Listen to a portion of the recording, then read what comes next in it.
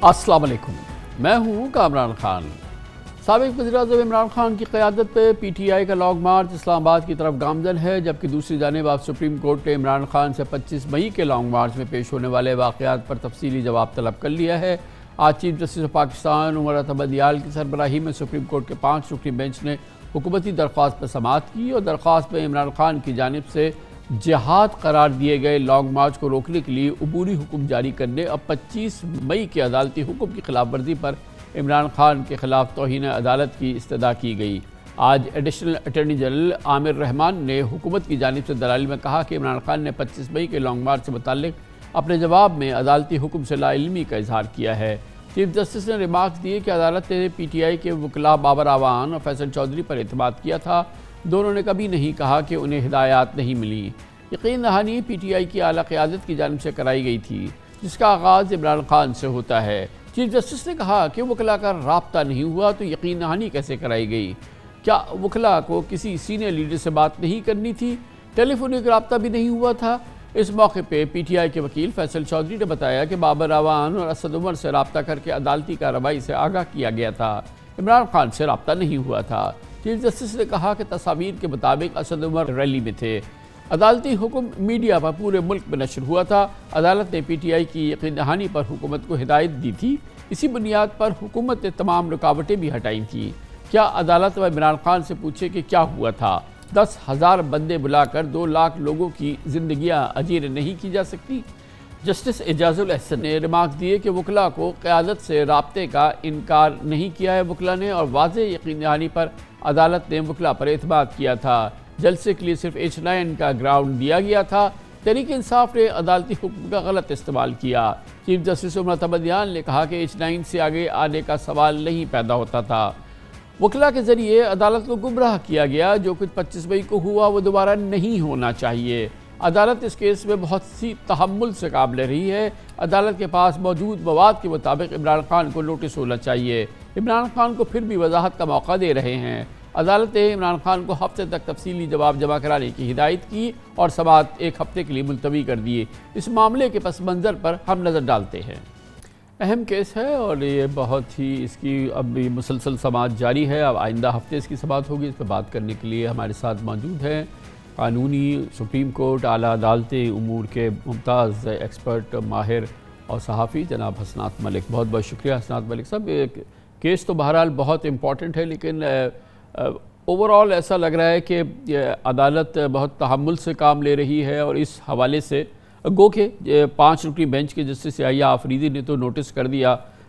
اب اس فیصلے میں ان کے بقول تو نوٹس ہونا چاہیے عمران خان کو توہین عدالت کا، لیکن عدالت کی جو کارروائی ہو رہی ہے اس میں وہ سرٹن کرنے کی کوشش کر رہے ہیں کہ عمران خان تک لاؤڈ اینڈ کلیئر میسج ملا تھا یا نہیں۔ اور اس کے ساتھ ہی یہ بات تو خیر سامنے ہے کہ اینڈ میں عمران خان نے خود کہا تھا کہ کیونکہ سپریم کورٹ کا حکم آ گیا ہے اس لیے ہم اس دھرنے کو یہاں سے ختم کر رہے ہیں۔ اور پھر یہ کہ اب اس کے ساتھ ہی ہم یہ دیکھ رہے ہیں کہ سپریم کورٹ کی آبزرویشن میں آئندہ کے حوالے سے بھی ایک کنسرن موجود ہے، یا یہ کہ ان کی نظر ہے جو آئندہ کا لانگ مارچ آ رہا ہے۔ تو مجموعی طور پہ سپریم کورٹ جو ہے اس کو کافی براڈ بیسڈ انداز سے دیکھتی نظر آ رہی ہے۔ جی کامران صاحب، بیسیکلی جو سپریم کورٹ کا بینچ جس نے 25 مئی کو یہ اجازت دی تھی کہ آپ سری نگر ہائی وے پہ سٹ ان جلسہ کریں، ریلی کریں، ان کے لیے بڑی امبیرسمنٹ ہے۔ اور آج بھی چیف جسٹس صاحب کا یہی ان کی آبزرویشن تھی، ریمارک تھے کہ جی ہم بڑے ڈسٹرب ہیں، اور وہ ایک دکھی نظر آئے ججز، وہ ججز جن پہ ایک نون لیگ یا نون لیگ کے سپورٹر کی طرف سے یہ الزام رہا کہ جی یہ جو ہے پی ٹی آئی کی طرف سے ان کا سافٹ کارنر رہتا ہے، انہوں نے ایک بونا فائڈی، اور آج چیف جسٹس صاحب نے کہا کہ ہم نے ان کو ایک بونا فائڈ پی ٹی آئی کو ایک جو ہے اب ان کے خلاف کریک ڈاؤن کیا جا رہا تھا تو ہم نے ان کو ایک قسم کا ریسکیو کیا، ان کو ریلیف دیا۔ اس کے جواب میں ہمیں امبیرس کیا گیا، واضح ڈائریکشن تھی کہ جی ڈی چوک کی طرف نہیں آنا، لیکن پھر بھی جو ہے وہ لوگ آئے ڈی چوک میں۔ اور اس کے بعد مسئلہ یہ آ رہا ہے کہ جو جس سے یحییٰ آفریدی نے کنٹیمپٹ کہا ہے کہ جی کنٹیمپٹ کا نوٹس بنتا ہے، پھر ایجنسیز کی رپورٹ میں بھی یہ ہے کہ جی آرڈر کے بعد بھی عمران خان صاحب نے اپنے ورکر سپورٹر کو کہا کہ جی آپ ڈی چوک پہنچے۔ تو یہ وہ مٹیریل ہے جس کو وہ ڈینائی نہیں کر سکتے. لیکن پھر بھی آج بھی چیف جسٹس عمر عطا بندیال صاحب کی طرف سے تھا کہ ہم گریٹ ریسٹرین کر رہے ہیں. تو یہی ہے کہ بیسیکلی جو کنٹیمپٹ کا جو میٹر ہوتا ہے یہ عموماً کنٹیمنر اور عدالت کے درمیان ہوتا ہے. لیکن اس دفعہ فیڈرل گورنمنٹ نے بھی اس سے بڑا اپنا جو ہے وہ سیاسی فائدہ بھی لیا اور انہوں نے کہا کہ جی آپ ان کے خلاف کارروائی کریں. اب عدالت جو ہے وہ ریسٹرین تو کر رہی ہے. اب انہوں نے مزید 4 ہیئرنگ ہو چکی ہیں 26 مئی کے بعد, لیکن ابھی تک انہوں نے توہین عدالت کا نوٹس نہیں عمران خان کو کیا.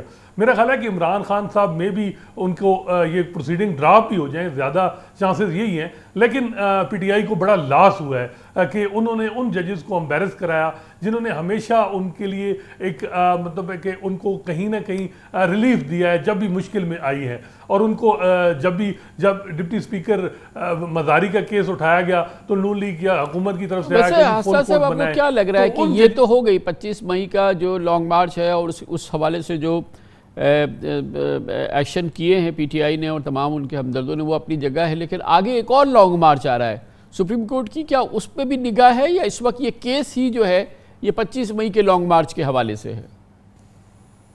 کمران صاحب, حکومت کا تو یہی آبجیکٹو ہے کہ وہ جو اگلا لانگ مارچ ہے اس کو روکا جائے یا اس کے حوالے سے کوئی گائیڈ لائن لی جائیں.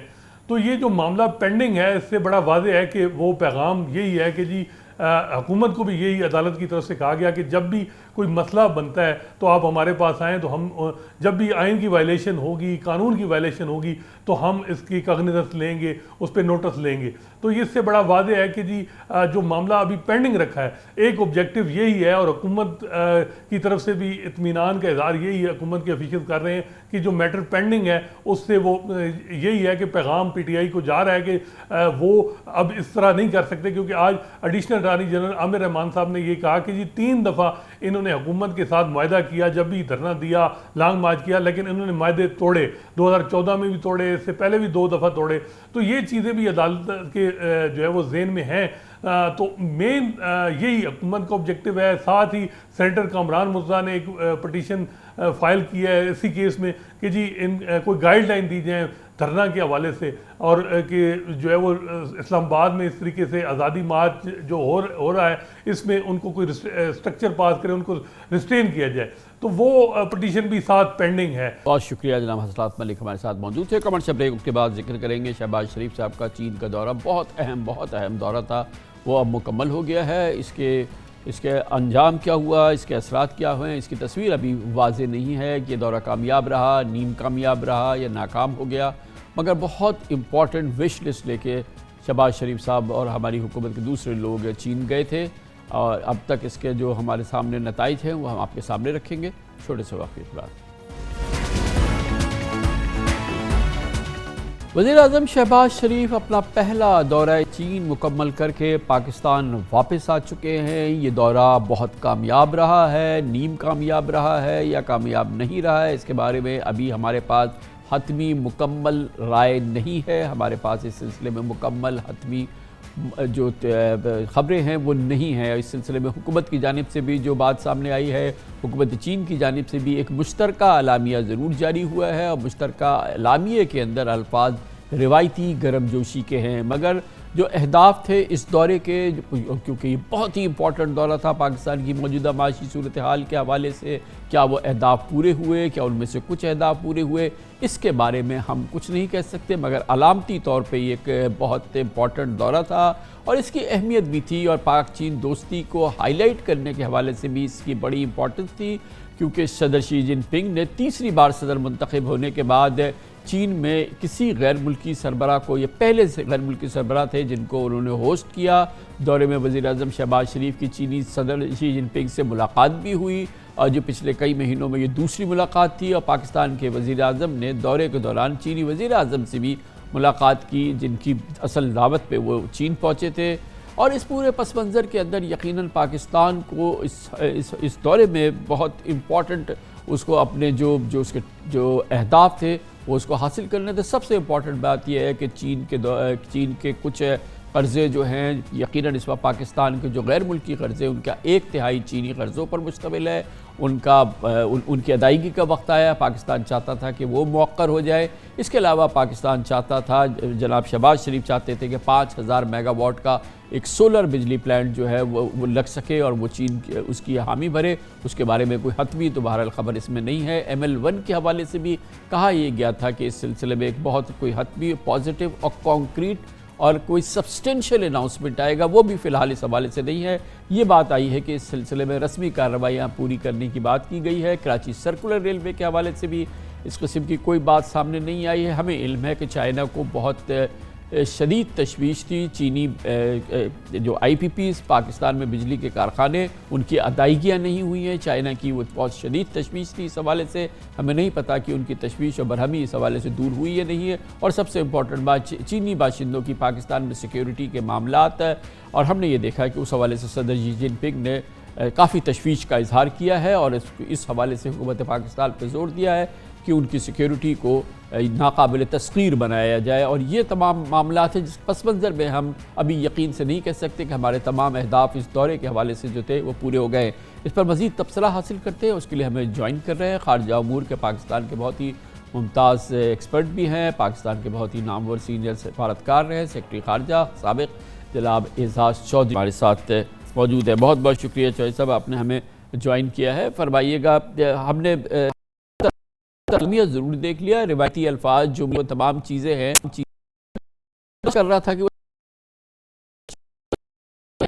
اہداف شامل تھی ہماری ٹھوس وش لسٹ تھی جو کہ ہم پر اس حوالے سے اس میں کوئی ٹھوس اعلانات مجھے نظر. جی آپ نے بڑا ہی جامع ابتدا کیا ہے اور یقیناً یہ دورہ بڑا ہے. بالعموم تاثر یہی تھا کہ ہو گیا ہے اور اس کے اندر ایک نئی روح نئی زندگی ڈالنے کی ضرورت ہے. تو اس حد تک تو یہ بات صحیح ہے کہ اب تھوڑی سی اس معاملے میں گرم جوشی دیکھنے میں آ رہی ہے. لیکن کامران خان صاحب، ہمارا جو المیہ رہا ہے وہ یہ ہے کہ ہم تیاری نہیں کرتے، ہم ہوم ورک نہیں کرتے. دیکھیں، جب پہلے فیز میں توانائی اور انفراسٹرکچر کے اوپر کام ہو رہا تھا تو ساتھ ہی ساتھ یہ طے تھا کہ ہم زونز بنائیں گے، اکنامک زونز بنائیں گے تاکہ انڈسٹریلائزیشن کی جب فیز آئے تو اس وقت ہم اس کے لیے تیار ہوں. نہیں ہوئے ہم نے نہیں تیار کیا، ہم کیونکہ ہوم ورک نہیں کیا. اب جب ہم اس کو دوبارہ سے ایک نئی حیات ثانیہ دینے کی کوشش کر رہے ہیں تو میرے خیال میں یہ بہت ضروری ہے کہ جو 27 اکتوبر کو JCC کی میٹنگ ہوئی ہے، مجھے اندازہ ہے کہ اس میں سبجیکٹ کیا ڈسکس ہوئے، لیکن کیا وہ سارا ہوم ورک مکمل ہو گیا ہے یا نہیں ہوا؟ کیونکہ اگر تو وہ ابھی فیصلے ہوئے ہیں کہ اچھا جی یہ چیزیں ہم چینیوں کے سامنے رکھیں گے تو یقیناً اس دورے میں ان کے اوپر ایک یعنی علامتی وہ تو ہوگا، اس بات ہوگا، لیکن یہ نہیں ہوگا کہ جی اس کے اوپر ایک دم سے کام شروع ہو جائے. یہ تمام چیزوں کے لیے پری فیزیبلٹی چاہیے، پھر فیزیبلٹیز چاہیے. تو میرے خیال میں lot of homework is required before you begin to see کہ ریزلٹس ہمیں کانکریٹ نظر. یہ فرمائیے گا کہ چین کی اپنی یہ ہماری وش لسٹ ہو گئی، مگر چین کو اپنی بڑی سیریس ریزرویشنز ہیں، شکایات ہیں، ان کی کمپنیز کی پیمنٹس ہم نہیں کر پائے ہیں، اور پھر آبویسلی جو ان کے سٹیزنز کے سیکیورٹی کے معاملات ہیں وہ ساری چیزیں ایسی ہیں جس کا ابھی ہمارے پاس کوئی حتمی جواب نہیں ہے. جی دیکھیں، یہ بالکل آپ نے درست کہا. اب میں گوادر گیا ہوا تھا ایک وفد لے کر، کوئی ایک ہفتہ ہم نے گزارا، سارے اس میں سرمایہ کار بھی تھے، دوسرے لوگ بھی تھے. تو وہاں جو چینی اپنا پروجیکٹس کر رہے تھے اور انہوں نے اپنے حصے کا کام کافی حد تک کر لیا ہوا تھا، وہ کہہ رہا تھا میں 6 سال سے اپنے اس کمپاؤنڈ سے باہر شہر تک نہیں جا سکا. تو جب اتنا خوف اور ڈر ہو چینی شہریوں کو تو یقیناً سیکیورٹی کا معاملہ جو ہے وہ ہائیسٹ لیول پہ اٹھایا گیا ہے. اب ہم نے ایک اسپیشل سیکیورٹی ڈویژن بھی بنایا ہے. پر میرے خیال میں یہ چینیوں کے لیے یہ بہت ہی میرا خیال ہے ٹاپ آف دی لائن ہے. یہ IPPs کی نان پیمنٹ سے بھی زیادہ یہ مسئلہ جو ہے ان کے لیے سنجیدہ ہے. پھر سر لیکن پھر بھی میں سمجھتا ہوں کہ چینی رسک لینے کو تیار ہیں. آپ کو یاد ہوگا کہ جب CPEC بھی کیا تھا تو اس دور میں کیا تھا جب پاکستان دہشت گردی کی لپیٹ میں جکڑا ہوا تھا بالکل. اور ہمیں اس وقت کوئی اور ملک یہاں پہ انویسٹمنٹ نہیں کر رہا تھا، چین نے اس وقت کی تھی، تو چینی چاہیں گے ایک اور چیز مجھے سمجھائیے گا، تھوڑا سا وقت کا وہ ہے، میں امپورٹنٹ سوال ہے وہ پوچھنا چاہ رہا ہوں کہ اب جیسے یہ دورہ ہوا ہے، لیکن یہ اس وقت ہوا ہے جب ایک بار پھر پاکستان ایک سیاسی تلاطم کے بیچ میں ہے، ہمیں نہیں پتا تو چینیوں کو کیا پتا ہوگا کہ یہ حکومت کتنے دن ہے، کتنے مہینے، کتنے ہفتے، ایٹ بیسٹ جو ہے وہ 8-9 مہینے ہی ہے نا، تو یہ چیز بھی جو ہے چینی تو 800 سال کے آگے کی سوچتے ہیں، ان کو پتا ہو کہ یہ حکومت جس سے وہ بات کر رہے ہیں وہ 8 ہفتے نہیں ہے، 8 مہینے تو ہے ہی نہیں، تو پھر اس کے مطلب وہ بھی اثر انداز ہونا کسی سیریس مذاکرات پہ، یہ پہلو ہوگا ہوگا جی، کیسے نہیں ہوگا؟ دیکھیں اگر سیاسی عدم استحکام ہو تو آپ کا اپنا انویسٹر انویسٹ نہیں کرتا ہے، وہ پیسے باہر لے جاتا ہے، تو چینی یا کوئی اور انویسٹر کیوں آئے گا؟ اس وجہ سے یہ تو سب سے پہلا ہے کہ ہمارے جتنے قائدین ہیں تمام اطراف کے، وہ اس بات کو سوچیں کہ اگر پاکستان میں اندر استحکام نہیں ہوگا سیاسی طور پر تو آپ بھول جائیں کہ آپ کی معیشت دوبارہ اٹھے گی، چاہے کتنا بھی آپ زور لگا لیں۔ تو یہ بات آپ کی بالکل اس میں یعنی 200% سچائی ہے کہ جب تک ہمارا سیاسی استحکام، ہاں البتہ یہ ضرور ہے کہ اس وقت کو ضائع نہ کریں، اور ہمارے جو منسٹری آف پلاننگ ہے اور جو بھی ادارے ہیں وہ یہ جتنے پروجیکٹس کی نشاندہی کی ہے خصوصاً زراعت کے شعبے میں، ان کے اوپر ابھی سے کام کرنا شروع کریں تاکہ جب الیکشنز ہوں اور نئی حکومت آئے تو وہ دھاگے کا سرا وہیں سے پکڑے جہاں پہ آپ اس کو پہنچا سکتے ہیں۔ تھینک یو سر، بہت بہت شکریہ جناب اعزاز چودھری، پاکستان کے نامور سابق سفارتکار، سابق سیکرٹری خارجہ ہمارے ساتھ تھے۔ کمرشل بریک، اس دوران نیوز ہیڈ لائنز دیکھیں، جس کے بعد ہم اپنے پروگرام کے باقی حصے کے ساتھ واپس آتے ہیں۔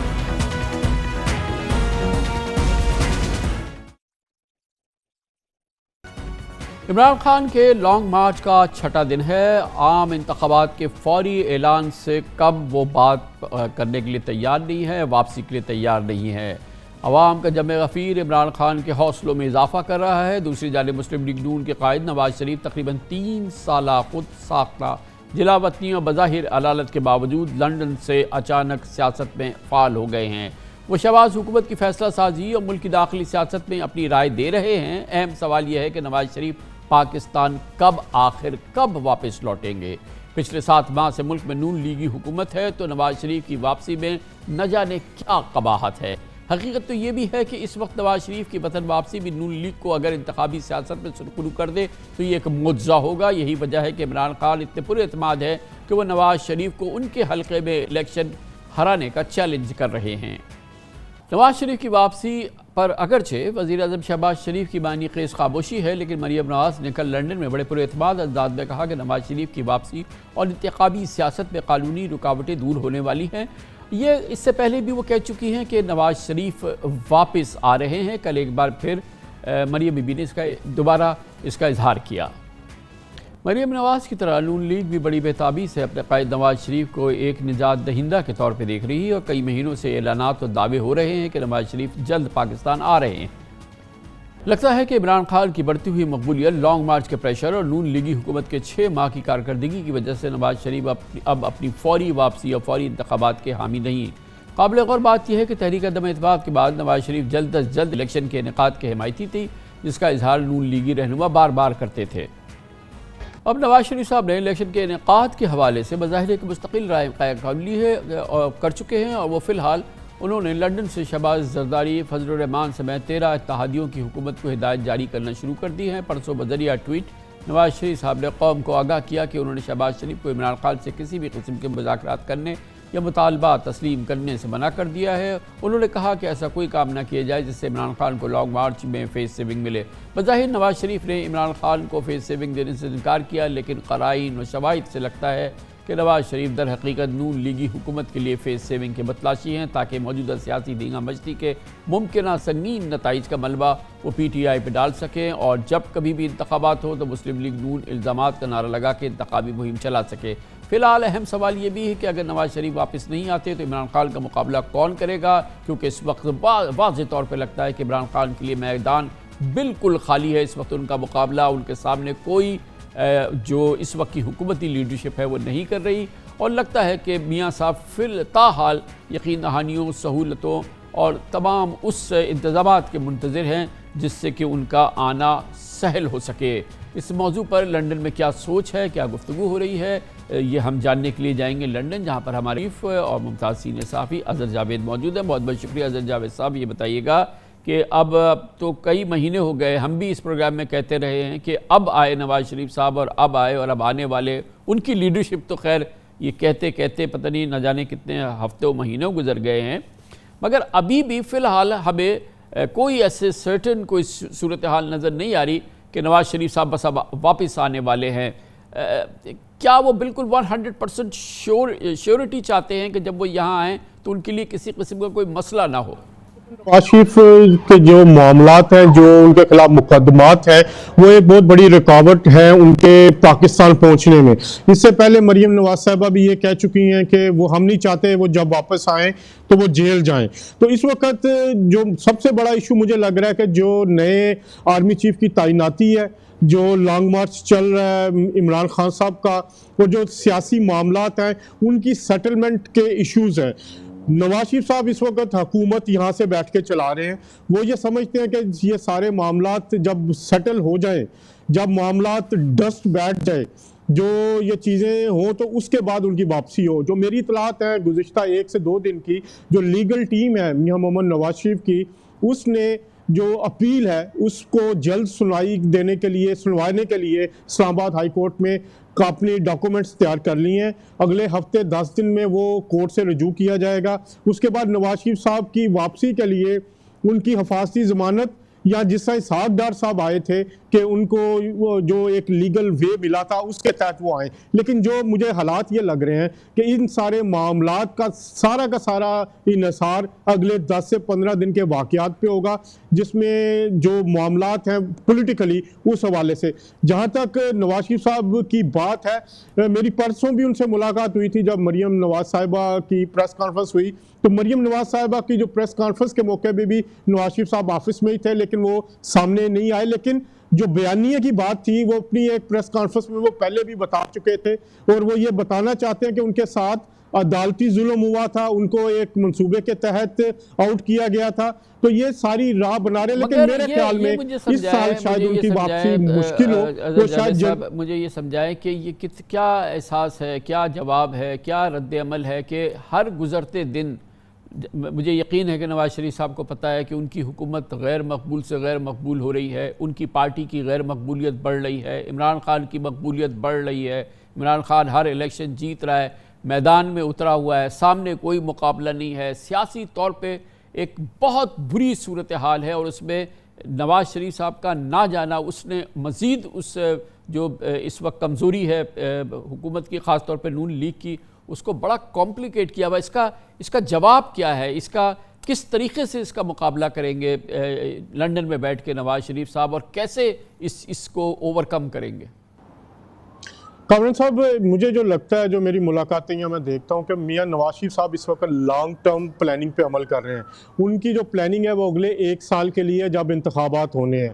جو ایک بات آپ نے بالکل صحیح کی کہ اس وقت مسلم لیگ نون انتظامی طور پہ بالکل غیر فعال ہو چکی ہے، پارٹی کا وجود کہیں بھی ہمیں اس طرح نظر نہیں آ رہا، جیسا اگر ہم نے الیکشنز بھی دیکھے تو جو ان کے امیدوار تھے وہ اپنے طور پر الیکشن لڑتے نظر آئے۔ حمزہ شہباز صاحب کہیں نہیں تھے، مریم نواز صاحبہ یہاں لندن میں موجود تھی، اور جو ان کے پنجاب میں بھی امیدوار تھے وہ بھی یہی شکایت کرتے رہے کہ ہمیں انتظامی طور پہ پارٹی کی طرف سے کوئی مدد نہیں ملی۔ تو نواز شریف صاحب کا یہ کہنا، میری بات بھی جب ان سے ہوئی تو انہوں نے کہا 6 مہینے پہلے 8 مہینے پہلے بیانیہ جو تھا وہ عمران خان ہار رہے تھے تمام الیکشن، تو وہ ان کا یہ کہنا تھا یہ ایک ببل ہے، جو ان کی سوچ ہے۔ ان کا یہ کہنا ہے کہ اگلے 4-6 مہینے میں نون لیگ یا جو پی ڈی ایم کی اتحادی حکومت اگر اکنامک فرنٹ پہ کارکردگی دکھانے میں کامیاب ہو جاتی ہے تو نون لیگ ایک بیٹر پوزیشن میں ہوگی۔ اور جو اسحاق ڈار صاحب کو بھی انہوں نے بھیجا ہے، اسحاق ڈار صاحب جو ڈائریکٹ اس وقت نواز شریف صاحب سے تمام ہدایات بھی لیتے ہیں۔ مگر جاوید صاحب یہ بتائیے گا کہ مجھے نہیں لگ رہا کہ وہاں پر جو اس وقت معاشی حقیقت ہے، جو دراصل معاشی حقیقت ہے، نواز شریف صاحب کو، مریم بی بی کو اس کی آگاہی ہے، کیونکہ کل میں نے دیکھا کہ اپنی پریس کانفرنس میں مریم بی بی نے بڑی اعتماد کا اظہار کیا کہ معیشت بہتر ہو رہی ہے، یہ تمام چیزیں ان کے شاید علم میں نہیں ہے کہ یہ تو بہت بری صورتحال ہے۔ کل بھی جو مہنگائی کے نمبر آئے وہ 25% پاکستان میں مہنگائی ہے، پاکستان میں پہلی بار ایکسپورٹس گھٹ رہی ہیں، پچھلے 2 سال میں بڑا اچھا اضافہ ہوا تھا، پاکستان میں ریمیٹنسز کم ہو رہی ہیں، اس کا بھی بڑا ایک شدید دباؤ سامنے آ رہا ہے۔ ہر لحاظ سے جو اعداد و شمار ہیں وہ ایک بہت خراب معاشی صورتحال کی امپرومنٹ کی نہیں خرابی کی نشاندہی کر رہے ہیں، تو کیا وہاں پہ آگاہی ہے کہ یہ خرابی جو ہے یہ مزید غیر مقبولیت میں اضافہ کرے گی، مسلم لیگ نون کی مزید مشکلات بڑھیں گی، اور عمران خان ظاہر ہے کہ مزید مقبول سے مقبول تر ہوتا چلا جائے گا؟ اور ایک چیز آپ اس میں بھول گئے، بجلی کے بل، جو سب سے بڑا یہاں پہ فیڈ بیک بھی آ رہا ہے کہ عوامی سطح پہ جو رد عمل ہے، جو ان کے بجلی کے بل بڑھے ہیں، وہ بھی ایک بہت بڑا مسئلہ ہے جو اس حکومت کو غیر مقبول بنانے میں یا مسلم لیگ نون کو نقصان پہنچانے میں۔ اس حوالے سے اسحاق ڈار صاحب جو ہیں وہ بریف کرتے رہتے ہیں، نواز شریف صاحب کو بھی اور مریم نواز صاحبہ کو بھی، ان کی زوم میٹنگز بھی چلتی ہیں۔ ان کا یہ خیال ہے کہ جو بین الاقوامی اشاریے یا یہ جیسے چائنا میں ابھی گئے ہیں شہباز صاحب، یا سعودیہ کے جو معاملات تھے، سعودیہ گئے تھے، تو اتنی ان کو اکنامک سٹیبلٹی کے لیے فنڈنگ مل جائے گی کہ جب وہ الیکشن کے قریب جائیں گے اگلے 6 مہینے میں، تو وہ اپنے ان معاملات پہ جو اقتصادی ناکامیاں ہیں ان پہ وہ قابو پا لیں گے۔ تو اس وقت انحصار جو ہے وہ سارا اسی چیز پہ کیا جا رہا ہے کہ عالمی طور پر کچھ معاہدے ہو جائیں، دوست ممالک سے جو ہیں وہ اتنی رعایت مل جائیں کہ ہم آخری 6 مہینے میں عوام کو اس حوالے سے ریلیف دے سکیں۔ بہت بہت شکریہ اظہر جاوید ہمارے ساتھ موجود تھے، لنڈن کی کیفیت ہمیں بتا رہے تھے۔ اب اس کا ہم ایک سیر حاصل تجزیہ حاصل کرتے ہیں، نان پولیٹیکل انڈیپینڈنٹ اور جو ماہر اور ایکسپیرینس ہمارے پولیٹیکل کامنٹیٹرز ہیں اس کو کیسے دیکھتے ہیں، ہمارے ساتھ موجود ہیں۔ اخبار منسلک ممتاز کارمنسٹ ہے، بہت عمدہ اپنا پروگرام بھی ہوسٹ کرتی ہے۔ عارفہ نور ہمارے ساتھ موجود ہے۔ عارفہ نور صاحبہ آپ بتائیے، اپیرنٹلی بڑی مشکل صورتحال ہے اور ایک جانب عمران خان کو بالکل اوپن فیلڈ ملی ہوئی ہے، آپ دیکھ رہے ہیں کہ روزانہ ان کی جس انداز کی پولیٹیکل ایکٹیویٹی اس لانگ مارچ کے حوالے سے دور دور تک ان کا کوئی ایکٹیو پولیٹیکل اوپوننٹ نظر نہیں آتا۔ نواز شریف صاحب کی ہیزیٹیشن واپس آنے کے حوالے سے برقرار ہے اور گراؤنڈ بالکل خالی ہے۔ بظاہر اس وقت عمران خان کو ایک تو ویسے ہی ان کے نمبرز بہتر ہو رہے ہیں، ان کے سامنے کوئی پولیٹیکل کوئی مقابلہ نظر نہیں آ رہا۔ شکریہ کامران صاحب، بالکل آپ صحیح کہہ رہے ہیں سر کہ وہ مسئلہ اس وقت اب یہی ہے کہ ایک تو عمران خان صاحب ہم کہہ سکتے ہیں کہ جس دن سے ووٹ آف نو کانفیڈنس ہوا ہے ان کے خلاف، وہ ایک الیکشن کیمپین کر رہے ہیں۔ گزشتہ دنوں میں کسی نے ذکر بھی کیا کہ جب سے وہ پاور سے ہٹے ہیں وہ کو 60 کے قریب جلسے کر رہے ہیں۔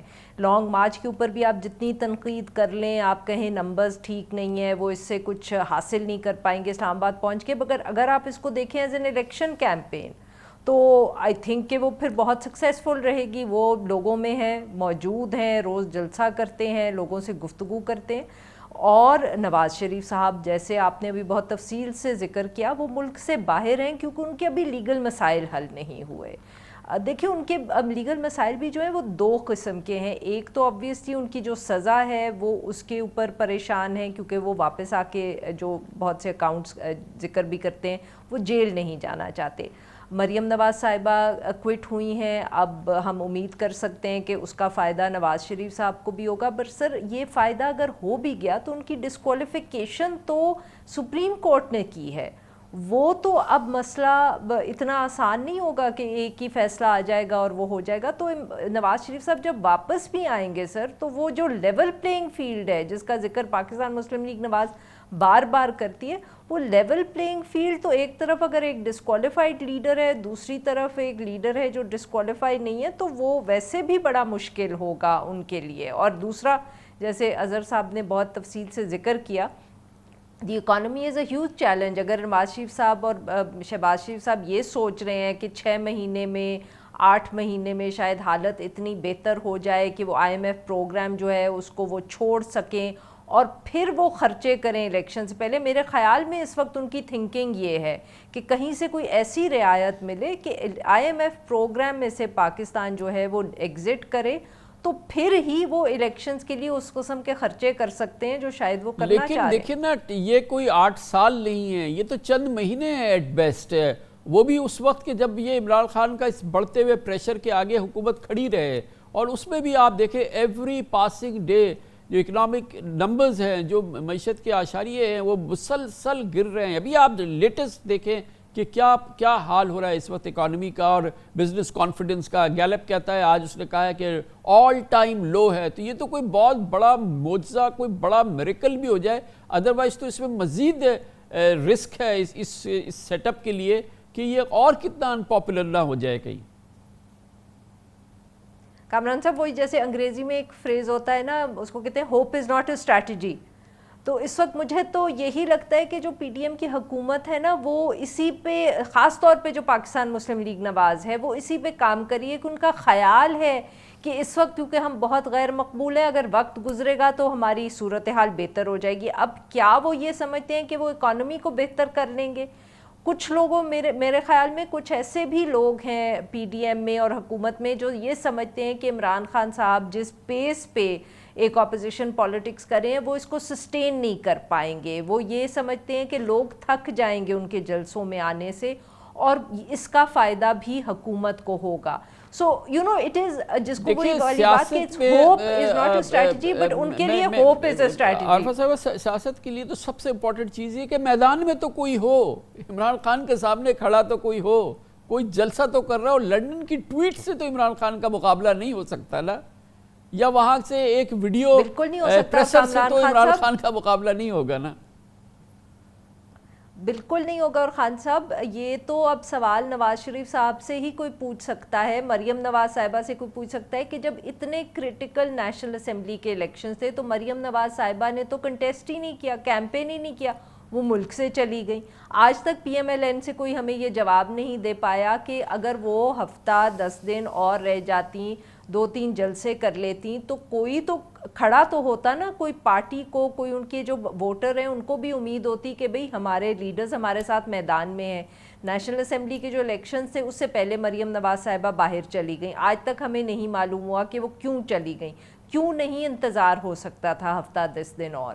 تو پارٹی تو اس وقت لگتا ہے کہ جیسے جو آپ بات کریں نا، پارٹی تو اس وقت لگتا ہے کہ وہ کیمپین کرنے کے موڈ میں نہیں ہے، وہ انتظار کرنا چاہتے ہیں جب تک کوئی حالات بہتر ہوں اور پھر وہ واپس آئیں. مریم نواز صاحبہ کا ذکر کیا، معاف کریے گا بھول گئی، حمزہ شہباز شریف صاحب کو تو ہم نے دیکھا ہی نہیں جب سے چیف منسٹر کے وہ کرسی سے اترے ہیں. تو یہ بھی تو سوال ہے کہ کیا صرف جب اچھا وقت آتا ہے تو ہی کیمپین یہ لوگ کر سکتے ہیں؟ صرف جب ان کو پتہ ہوتا ہے کہ ان کی پارٹی مقبول ہے پنجاب میں، یہ صرف تب ہمیں فیلڈ میں نظر آئیں گے. اس وقت تو لڑنے کے لیے کوئی تیار نہیں لگ رہا. جو آپ نے فرمایا اس کا فوکس پنجاب کی پالیٹکس ہے. دوسری جانب کے پی میں دیکھیں نا، جہاں پہ ابھی جو لیٹسٹ رزلٹ آیا ہے کرم کا، عمران خان وہاں گئے ہی نہیں. یہ پوری جماعتوں نے مل کے کینڈیڈیٹ اتارا. کرم کا الیکشن ہے اور یہ پہ کوئی بڑی ٹریڈیشنل کوئی پی ٹی آئی کی کوئی سیٹ نہیں، اور عمران خان تو وہاں پہنچے تک نہیں، کیمپین تک نہیں کیا. اس کے باوجود وہ اتنے بڑے مارجن سے جیت گئے. تو کے پی میں اس سے پہلے جو ابھی ہم نے دیکھے by elections, A N P کے لیے پورے مل کے کھڑے ہو گئے. پھر یہ سارے کتنی کرٹیکل اس وقت ہم نے الیکشنز دیکھے اور جس کو کتنے مارجن سے عمران خان جیت گئے. تو یہ صرف پنجاب کی بات نہیں ہے، کے پی میں بھی تو ان کی گرپ بہت مضبوط ہے. اب کامران صاحب میرے خیال میں تھوڑا سا فرق ان دا سینس کہ جب ہم خیبر پختونخوا میں دیکھتے ہیں تو وہ تو 2013 کے بعد سے ہمیں لگ رہا ہے کہ جیسے پاکستان تحریک انصاف کا کوئی مقابلہ کرنے والی جماعت نہیں ہے. اے این پی جو 2013 سے پہلے دہشت گردی رہی، اس میں ان کے آئی تھنک اتنی لیڈرشپ جو ہے اس کی اسیسینیشنز ہوئیں کہ وہ بہت کمزور پڑ گئی ہے، وہ تو ادھر سے ریکور ہی نہیں اس نے کیا. پاکستان پیپلز پارٹی کا جو پنجاب میں حال ہے وہی کے پی میں ہے. ایک مولانا فضل الرحمان صاحب ہیں جنہوں نے بھی اسی طرح بائی دا وے کیمپین کیا جیسے آج کل عمران خان صاحب کریں. تو مولانا صاحب بھی 2018 کے الیکشنز کے بعد یوں ہی لگے رہے جلسے کرنے، اور اس کا نتیجہ ہم نے دیکھا جو پہلا فیز تھا.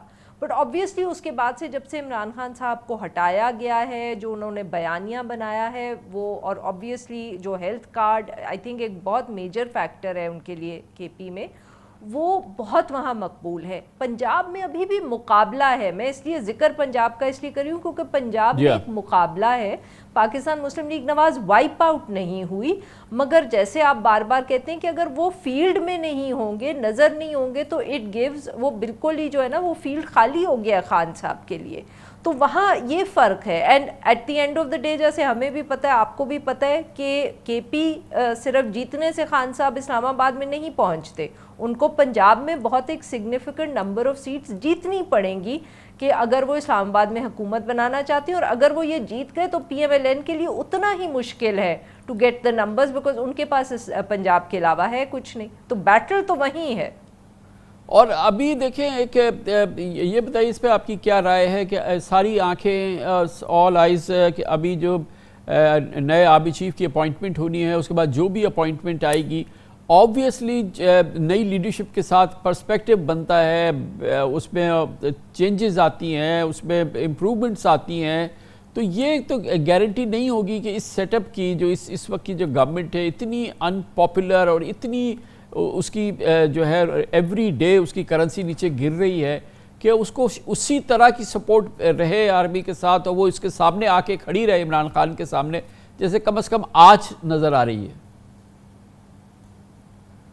اب بالکل صحیح، آئی تھنک یہ ہم ہر وقت شاید قیاس آرائی تو اس کے بارے میں اسلام آباد میں ہر وقت ہوتی ہی رہتی ہے کہ اس وقت سب سے بڑا جو اہم ایشو ہے وہ آرمی چیف کی اپوائنٹمنٹ ہے۔ نئے جو آرمی چیف ہیں وہ لگیں گے، اس کے بعد یہ ایک ازمپشن ہے اور میرے خیال میں زیادہ تر لوگ اسی ازمپشن پہ کام کریں کہ اگر وہ جب نئے آرمی چیف آئیں گے تو وہاں ایک کوئی ری کیلکولیشن ہوگی تو کیا جو پریزنٹ سیٹ اپ ہے اس کا اس کو وہ سپورٹ آرمی سے ملے گی یا نہیں ملے گی، تو یہ ڈیفینیٹلی ایک ہے۔ اور میرے خیال میں عمران خان صاحب بھی اسی طرح سوچ رہے ہیں، اگر باقی نہیں بھی سوچ رہے، کیونکہ دیکھیں وہ لانگ مارچ انہوں نے شروع کی، انہوں نے اس ہفتے کی آخر تک پہنچنا تھا، انہوں نے اب تاخیر کر دی ہے، اور اب بہت obvious ہے کہ وہ جو تاخیر ہے وہ اسی لیے ہے کہ آرمی چیف جو نئے بننے ہیں اس حوالے سے کوئی اپوائنٹمنٹ آ جائے، کیونکہ ان کو بھی غالباً یہی لگتا ہے کہ ان کا اسلام آباد کے اندر جب وہ انٹر کریں گے، جس طرح کا ان کو ریسیپشن حکومت کی طرف سے ایڈمنسٹریٹیولی ملے گا،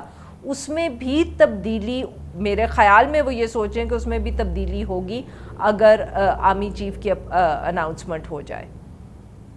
بہت بہت شکریہ عارفہ نور ہمارے ساتھ موجود تھی، ممتاز پولیٹیکل کامنٹیٹر ہیں، اپنا پروگرام بھی ہوسٹ کرتی ہیں۔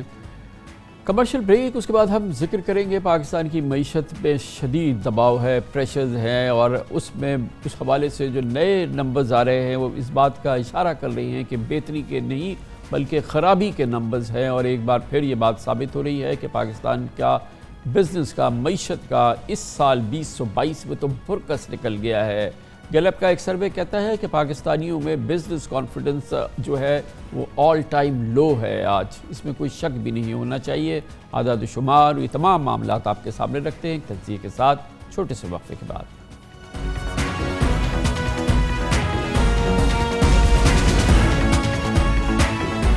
شہباز شریف کا اقتدار جاری رہے یا عمران خان کے لانگ مارچ کے نتیجے میں مخلوط حکومت کا دھڑن تختہ ہو، حقیقت یہ ہے کہ ملک میں سیاسی دھما چوکڑی نے پچھلے 6 ماہ میں معیشت و کاروبار کا بیڑا غرق کر دیا ہے۔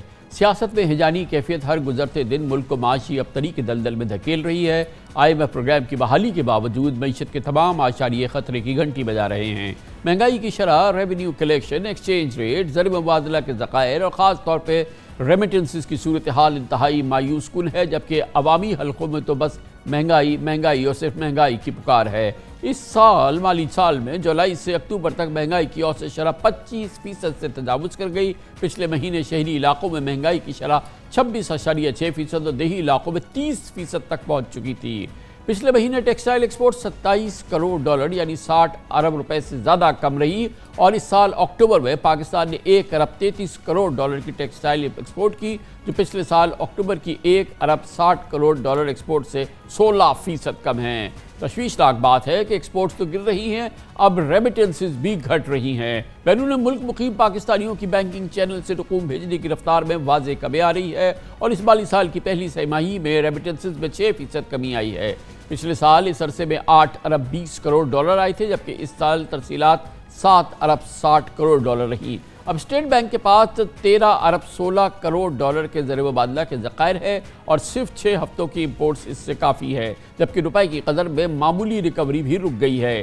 ایک بار پھر ڈالر مہنگا ہونا شروع ہو چکا ہے، اور آج انٹر بینک میں ڈالر 221 روپے 43 پیسے پر بند ہوا ہے۔ ہول سیل اور ریٹیل سیلز بھی گھٹ رہی ہے، جس کے اثرات ریونیوز پہ پڑ رہے ہیں۔ پچھلے مہینے ٹیکس وصولی کے ہدف میں 17% کمی آئی ہے، اور FBR اکتوبر میں 600 ارب روپے کے ٹارگٹ کے مقابلے میں 512 ارب روپے جمع کر سکا ہے۔ عارف حبیب لمیٹڈ کی ریسرچ کے مطابق اس مالی سال کے 4 مہینوں میں پیٹرولیم مصنوعات کی فروخت میں بھی 22% کمی آئی ہے، یعنی صنعتی اور کاروباری سرگرمیوں میں نمایاں فرق آیا ہے۔ سٹاک مارکیٹ سے بھی اچھی خبریں رہی ہیں۔ ایک سال میں سٹاک ایکسچینج کا انڈیکس 5168 پوائنٹ کی کمی کے ساتھ 11% गिरा। पिछले साल 2 नवंबर को इंडेक्स 47,112 पॉइंट्स पर था, आज 41,944 पॉइंट्स पे बंद हुआ। गोया मईशत और कारोबार में हर तरफ अंधेरा ही अंधेरा नजर आ रहा है। मोतबर इदारे गैलप के मुताबिक पाकिस्तान के बिजनेस कॉन्फिडेंस इंडेक्स में सियासी हालात के बाइस इंतहाई हद तक मायूसी का ये इंडेक्स शिकार है। गैलप के कौमी सर्वे के मुताबिक सिर्फ 12% कारोबारी अफराद का मानना है कि पाकिस्तान दुरुस्त में जा रहा है, जबकि बिजनेस कम्युनिटी के 81% अपने कारोबार के मुस्तकबिल पर फिक्रमंद हैं। 65% कारोबारी इदारों के मुताबिक उन्हें बदतरीन हालात का सामना है। बहुत ही मायूस कुन कारोबारी माशी सूरत हाल है और इसकी वजूहात, असरात, मुस्तकबिल और इसका मदावा, इन तमाम उमूर पर बात करने के लिए हमने पाकिस्तान में माशी उमूर, कारोबारी उमूर के बहुत ही मुमताज़ सीनियर सहाफ़ी जनाब खुर्रम हुसैन को दावत दी है। बहुत बहुत शुक्रिया खुर्रम साहब, आपने हमें ज्वाइन किया है। ये एक जो हमने पाकिस्तान के माशी और कारोबारी हालात की एक तरह की ऑबिचुअरी है जो अभी हमने पढ़ी, बहुत बुरा हाल है। ख़ास तौर पे जनवरी 22 और ये जो 2022 है, ये तो बहुत ही पाकिस्तान के लिए तबाह कुन रहा है, कारोबार के लिए, मईशत के लिए। कितना ये पाकिस्तान के अंदरूनी हालात की वजह से और कितना ये ग्लोबल जो सिचुएशन है, दुनिया में भी ज़ाहिर है कि प्रेशर्स हैं, टफ़ टाइम्स हैं, ये हमारा अपना कितना है इसमें हिस्सा? इसमें काफ़ी ज़्यादा हमारा हिस्सा है कामरान साहब। ये एक्चुअली पता था कोई 1 साल पहले या 1.5 साल पहले तक भी कोई आपको बता सकता था कि पाकिस्तान की मईशत इस डायरेक्शन में जा रही है। ये कोई चंद हफ्ते या चंद महीनों में सिचुएशन पैदा नहीं हुई। जितने तमाम इंडिकेटर्स आपने अभी रीड आउट किए हैं, जब भी IMF का प्रोग्राम शुरू किया जाता है और इकोनॉमिक ग्रोथ रेट के ऊपर ब्रेक्स लगाने पे मजबूर होती है गवर्नमेंट, तो यही सूरत हाल पैदा होती है। आप याद करें जुलाई 2019 से लेके दिसंबर 2019 के जो महीने थे, तब भी एग्जैक्टली यही सिचुएशन पैदा हुई हुई थी, क्योंकि IMF का प्रोग्राम जो नया साइन हुआ था हफीज़ शेख साहब की तरफ से, वो जब उसकी इम्प्लीमेंटेशन शुरू हुई है तो यही कुछ होता है हमेशा। इसको एग्रवेट कर रही है सिचुएशन इंटरनेशनल के, वहाँ से 2 चीज़ें आ रही हैं। एक तो एनर्जी की प्राइसेस बहुत तेज़ी से इंक्रीज़ की हैं पिछले चंद महीनों में, ऑल्दो पिछला 1 महीना थोड़ी सी अब उसमें स्टेबिलिटी आई है, यानी कि कोई अगर आई थिंक 90 के इर्द गिर्द या उससे थोड़ा ऊपर जाके अगर रुकी हैं प्राइसेस, लेकिन अप्रैल से लेके अब तक तो काफ़ी, और इनफैक्ट जनवरी से लेके अब तक काफ़ी तेज़ी से इंक्रीज़ है एनर्जी प्राइसेस में। और दूसरी चीज़ के हमारी जो मेजर एक्सपोर्ट डेस्टिनेशन कंट्रीज़ हैं, यूरोपियन यूनियन और अमेरिका, उधर भी इकॉनमी बहुत तेज़ी से स्लो डाउन कर रही है। तो वहाँ से जो रिमिटेंसेज आती हैं, वहाँ से जो एक्सपोर्ट प्रोसीड्स आते हैं, वो भी साथ साथ पाकिस्तान के मुतासिर हो रहे हैं इसकी वजह से। तो आई थिंक ये इंटरनल वीकनेस मिला के और international factors aggravate common Pakistani का तो सबसे बड़ा जो 22 करोड़ पाकिस्तानियों का मसला है वो इन्फ्लेशन यानी महंगाई है। ये महंगाई जो है, ये आज भी देखें आप नंबर्स जो हैं, ये 25%, पिछले महीने 26%, ये ज़्यादा, ये क्यों काबू में नहीं आ रही? और जाहिर है कि ये इस वक्त सबसे बड़ा दर्द सर बन गया है पाकिस्तानियों के लिए। ये कामरान, इसके जो मैं डेटा को देख रहा था, मैं हैरान था कि किस हद तक फूड इन्फ्लेशन जो है वो ड्राइव कर रही है। आपको याद होगा पिछले महीने जो इन्फ्लेशन का फिगर आया था, वो थोड़ा सा लग रहा था कि अब जैसे नीचे जानी शुरू हो रही है महंगाई, जो है महंगाई की रफ्तार, लेकिन अब जो एकदम से ऊपर गई है उसमें ज़्यादातर जो रोल है वो फूड इन्फ्लेशन, खाने पीने की चीज़ों का है।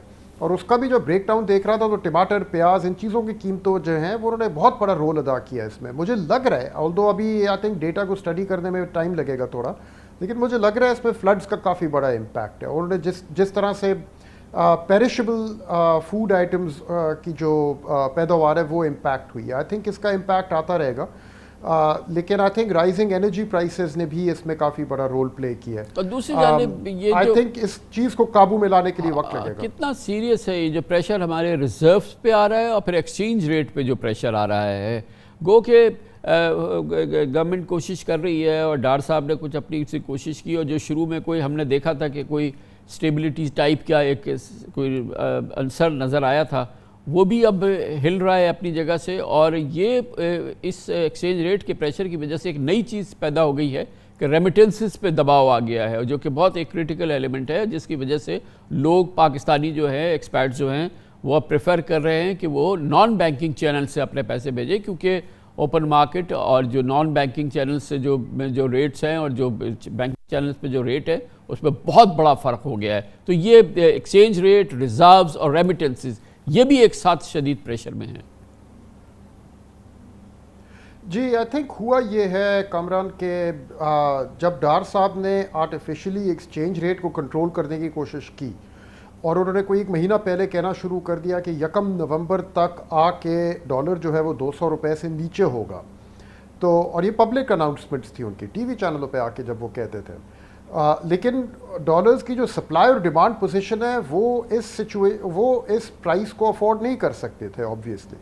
تو جو چیز ہوئی وہ بڑی آبویس تھی کہ ڈالرز کی ایک بلیک مارکیٹ پیدا ہو گئی پاکستان میں. اینڈ اب اگر کوئی بھی open market operator exchange company ہے اور اس کے پاس لوگ ہیں جو 245 یا 248 پہ ڈالر اٹھانے کے لیے تیار ہیں تو وہ 225 پہ کیوں بیچے، 226 پہ کیوں بیچے؟ تو اب جب بلیک مارکیٹ پیدا ہوئی تو اس کے ساتھ ساتھ یس آپ کی کافی ریمیٹنسز جو ہیں وہ بھی لازم اب ادھر چلی گئی ہوں گی. البتہ ریمیٹنسز تو ویسے ہی گرنا تھا، اس فیکٹر نے اس کو مزید اور ایگریویٹ کیا ہوگا، لیکن ایکسچینج ریٹ کو مینیج کرنے کی وجہ سے یہ بتائیے کہ دوسری جانب کیونکہ بڑی سیویئر ریسٹرکشنز ہیں ایل سیز پہ اور وہ نیگوشیٹ نہیں ہو رہی، اور جو ہمارے ہاں ظاہر ہے کہ ہماری بڑی حد تک امپورٹ بیسڈ اکانومی ہے جس کی وجہ سے آپ دیکھ رہے ہیں کہ پروڈکشن کم ہو رہی ہے، ایل ایس ایم پروڈکشن کم ہو رہی ہے، آٹوموبیل کے کارخانوں کو اپنی پروڈکشن کو بہت ڈراسٹکلی کٹ کرنا پڑا ہے. اس کا جابس پہ اثر آئے گا، اس کا ریونیوز پہ اثر آئے گا، اور یہ تمام چیزیں جو ہیں یہ بھی تو ایک بڑا ایلیمنٹ ہے جو کہ سامنے آ رہا ہے. اور دوسری جانب پھر اب جو ہمارے ریونیو شارٹ فالز کی ایک کافی سیریس پکچر ابھر رہی ہے. جی دیکھیں آٹوموبیل کے تو ویسے ہی بند ہوتے ہیں نارملی ایسی ٹائم پہ. جب بھی ڈیمانڈ کسی اکانومی میں کولیپس کرتی ہے تو آٹوموبیلز ایک ایسا ادارہ ہے، ایک ایسی چیز ہے جو لوگ جب اپنی بجٹ کٹنگ کرنے کا وقت آتا ہے تو پہلی چیز وہ نئی گاڑی خریدنے کے پلانز کو شیلف کرتے ہیں. تو یہی چیز آپ کو یاد ہوگا جولائی 2019 کے بعد بھی پلانٹ کلوزرز وغیرہ اناؤنس ہونے شروع ہو چکے تھے، اور آٹو سیلز جو ہیں وہ کافی مہینے سے بہت تیزی سے گر رہی ہیں. ایک تو آٹو لونز بہت مہنگے ہو گئے ہیں، اور اس کے ساتھ ساتھ آئی تھنک لوگ جو ہیں وہ فیصلہ کر رہے ہیں کہ اگر نئی گاڑی خریدنے کا پلان تھا وہ آگے جا کے لے لیں گے، فی الحال باقی ضروری اشیاء پوری کر لیں، اپنی ضروری خرچے پورے کر لیں. آئی تھنک ڈالرز کو ریشن کرنے پہ مجبور ہوئی ہے گورنمنٹ، کیونکہ لیول جو ہے ڈالرز کی وہ پچھلے سپٹمبر 2021 سے کنٹینیوسلی گر رہی ہے. اس کو روکنے کی ایک دسمبر جنوری میں کوشش کی گئی تھی، 3 ارب ڈالر کا ڈپازٹ لا کے سعودی عرب سے، اور جنوری میں 1 ارب ڈالر کا سکوک بانڈ فلوٹ کر کے، لیکن اس سے کچھ ہوا نہیں. آپ اگر لائن کو دیکھیں ستمبر 2021 سے کنٹینیوسلی نیچے کی طرف جا رہی ہے، اور وہ ہمیں ایک ایسی سچویشن پہ لے آئی جہاں پہ ریشن کرنا پڑ رہا ہے. اور آئی تھنک اب جو دائرے لگا رہے ہیں ڈار صاحب اور ہمارے وزیر اعظم صاحب کہ پہلے واشنگٹن ڈی سی گئے، ادھر ڈیٹ ریلیف مانگی، نہیں ان کو کچھ وہاں پہ ملا، وہاں سے انہوں نے اناؤنس کر دیا کہ ہم مزید ڈیٹ ریلیف پیرس کلب سے نہیں مانگیں گے. سعودی عرب گئے، وہاں سے کوئی خاص امداد کی اعلان تو نہیں آیا، اور اب چائنا گئے ہوئے ہیں. ابھی دیکھتے ہیں کہ وہاں سے واپس یہ لوگ کیا لے کے آتے ہیں، لیکن فی الحال جو اناؤنسمنٹس آ رہی ہیں وہ تو مزید اور MOUs سائن کرنے کی اناؤنسمنٹس ہیں. کسی قسم کی انڈیکیشن نہیں آ رہی کہ وہاں سے بھی ڈیٹ ریلیف ملی ہے. تو کیا ٹیک ہے آپ کا جو ہماری ایکسٹرنل لائبلٹیز ہے، جو غیر ملکی قرضوں کی ادائیگی ہے ہمیں اس سال جو کرنی ہے، جو شاید لگ بھگ 30 ارب ڈالر کے قریب کی ہے، وہاں کتنا کمفرٹ ہے ہمارے پاس؟ کہا تو یہ جاتا ہے کہ جب آپ IMF میں ہوتے ہیں تو یہ کم از کم ایک پریشر جو ہوتا ہے اور یہ جو آپ کا دباؤ ہوتا ہے یہ کسی حد تک ایڈریس ہو جاتا ہے. آپ کی کیا ٹیک ہے اس پہ؟ جی ایڈریس تو ہو جاتا ہے کافی حد تک، اور بہت کم ایگزامپلز ہیں ان ملکوں کے جو اگر ایکٹیو IMF پروگرام پہ چل رہے ہوں تو وہ ڈیفالٹ چیک کر جائیں. کم ایگزامپلز ہیں، کچھ ہے لیکن ناٹ دیٹ مینی. لیکن ابھی موجودہ سچویشن یہ ہے کہ پاکستان کا ایک اندازاً 6 ارب ڈالر کا فائنینسنگ گیپ ہے اپنے موجودہ فسکل ایئر کے لیے. ان کو کہیں نہ کہیں سے یہ پیسے لانے ہیں. انہوں نے ایک فائنینسنگ پلان IMF کو دے تو دیا ہے، لیکن اس پلان کو ریالٹی میں ٹرانسلیٹ کرنے میں لگ تو یہ رہا ہے کہ مشکل پیش آ رہی ہے، کیونکہ یہ خالی ہاتھ جو DC اور سعودی عرب سے واپس آئے ہیں. اٹس پاسبل کہ ابھی منتھ آف نومبر کے اینڈ تک کوئی اور اناؤنسمنٹس آ جائیں گی. اٹس پاسبل کہ ابھی جیسے کراؤن پرنس کا کہا جا رہا ہے کہ وہ ایک وزٹ کریں گے پاکستان میں، مے بی آنے والے ہفتوں میں کچھ سچویشن چینج ہو جائے. لیکن وہ $6 ارب کا فائنینسنگ گیپ فی الحال تو لگ رہا ہے کہ وہیں کا وہیں کھڑا ہے. اینڈ اس کو اگر ریلائبلی کریڈبلی فل نہیں کر سکے یہ لوگ, تو جو ڈالرز کی ریشننگ چل رہی ہے اور جو ایکسچینج ریٹ کے اوپر پریشر آیا ہوا ہے وہ وہیں کا وہیں رہے گا. اچھا, اس پورے اکنامک جو اس وقت ہمارا ایک بہت ٹیسٹنگ ٹائمز گزر رہا ہے, اس میں جو انرجی ایشوز ہے وہ کتنا امپیکٹ کریں گے, کیونکہ آگے ونٹرز ہے اور ونٹرز میں ہم نے گیس شارٹ فال ہے کیونکہ ہمارے پاس کارگوز پورے نہیں ہیں جو ہماری ریکوائرمنٹ ہے, اور پھر اس کے بھی اثرات جو ہیں, انرجی بھی جو ہے وہ مزید اس پریشر میں کو ایڈ کرے گی ہمارے یہاں جو شارٹ فالز ہیں. اور ظاہر ہے کہ پرائسز بھی پہلے کے مقابلے میں کم ہوئی ہیں, لیکن یہ کوئی اس میں بھی ابھی ہم نے کوئی وہ دیکھا نہیں, اور دیکھتے ہیں کہ آگے ونٹرز میں کیا ہوتا ہے. جی ہاں بالکل.